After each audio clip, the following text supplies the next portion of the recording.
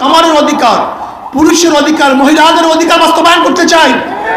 আমরা চাই মুসলমানদের অধিকার, আমরা চাই হিন্দুর অধিকার, খ্রিস্টানদের অধিকার, বৌদ্ধদের অধিকার। আমরা চাই বাংলাদেশের প্রত্যেকটা নাগরিক সাম্য, মানবিক মর্যাদা, সামাজিক ন্যায় বিচার নিয়ে বসবাস করবে। আমরা চাই ভোটের অধিকার, প্রত্যেকটা মানুষ তার ইচ্ছা অনুযায়ী ইসলাম প্রিয় দেশপ্রেমিক ব্যক্তিদেরকে ভোট প্রদান করবে। এর জন্য দরকার জনগণের ঐক্য। জনগণের ঐক্য ব্যতীত কোনোদিন সম্ভব নয়। আজকের থেকে জনগণ ঐক্য হন। যেই দলের মধ্যে গুন্ডা আছে, যেই দলের মধ্যে চাঁদাবাজ আছে, যেই দলের মধ্যে ডাকাত আছে, ধর্ষক আছে, মদখোর আছে, জুয়াখোর আছে, চরিত্রহীন খুনিরা আছে, ওই দলকে আমরা প্রত্যাখ্যান করলাম, ওদেরকে ভোট দেবো না, ওদের দল করবো না। জনগণ ঐক্য হন। জনগণের ঐক্য ব্যতীত এই দেশের দুর্নীতি বন্ধ করা কোনোদিন সম্ভব না। আইনের মাধ্যমে দুর্নীতি বন্ধ করা যায় না।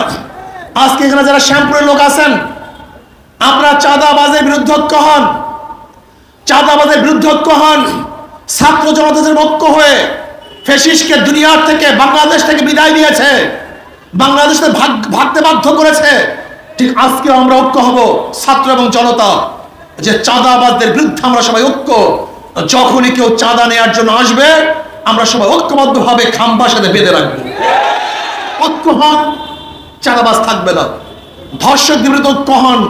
এলাকার মধ্যে কেউ যদি আমার মা বোনদের ইজ্জত হানির চেষ্টা করে, আমার মা বোনদের সেই প্রিটিং করে, আমাদের মা বোনদের সাথে খারাপ ব্যবহার করার ষড়যন্ত্র করে, দুঃসাহস দেখায়, তাহলে সমস্ত জনগণ ঐক্যবদ্ধভাবে ওই লুচ্চা এবং গুন্ডাকে প্রতিহত করবেন, বিচার করবেন, বিচারের হাতে তুলে দেবেন, প্রশাসনের কাছে তুলে দিবেন। তাহলে দেখবেন একজন ধর্ষক এলাকায় থাকবে না। ঘুষখোরদের বিরুদ্ধে ঐক্য হন। সবাই ঐক্যবদ্ধভাবে, যে অফিসের মধ্যে ঘুষ থাকবে, ছাত্র জনতা ঐক্য হয়ে সে অফিস ঘেরাও করেন, সে অফিসার পরিবর্তন করার জন্য স্লোগান তোলেন যে তাকে অবশ্যই বিচার করতে হবে। এইভাবে যদি দুর্নীতির বিরুদ্ধে ছাত্র জনতা ঐক্য হতে পারেন, তাহলে বাংলাদেশের দুর্নীতি থাকবে না। এই বাংলাদেশটা ভালো একটা দেশ হয়ে যাবে।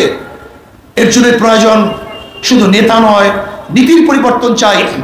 মাদার গাছ লাগিয়ে আমের আশা করা যায় না, তেঁতুল গাছ লাগিয়ে মিষ্টি ফলের আশা করা যায় না।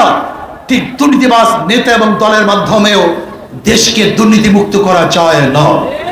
আসুন, আগামী নির্বাচনে যারা আল্লাহকে ভয় করে, আল্লাহর সামনে দাঁড়িয়ে হিসাব দেওয়াকে ভয় করে, এরকম তাকওয়ালা মুত্তাকি নেতৃত্বকে যদি আমরা মেনে নিতে পারি, ক্ষমতায় নিতে পারি, তাহলে ইনশাআল্লাহ এদেশের টাকা, মান, ইজ্জত, সম্পত্তি হেফাজত হবে।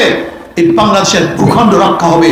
আজকে বাংলাদেশের ভূখণ্ডকে ধ্বংস করার জন্য, পার্বত্য অঞ্চলকে স্বাধীন করার জন্য যারা চক্রান্ত করতেছে, আমি অন্তর্বর্তীকালীন সরকারকে বলবো, কঠোর হস্তে তাদেরকে দমন করেন। যদি দমন করতে ব্যর্থ হন, তাহলে বাংলাদেশের মানুষ কিন্তু ছাড়বে না, বরং বাংলাদেশের মানুষ ঐক্যবদ্ধভাবে বাংলাদেশের প্রত্যেকটা ইঞ্চি মাটিকে তারা রক্ষা করবেই করবে ইনশাআল্লাহ।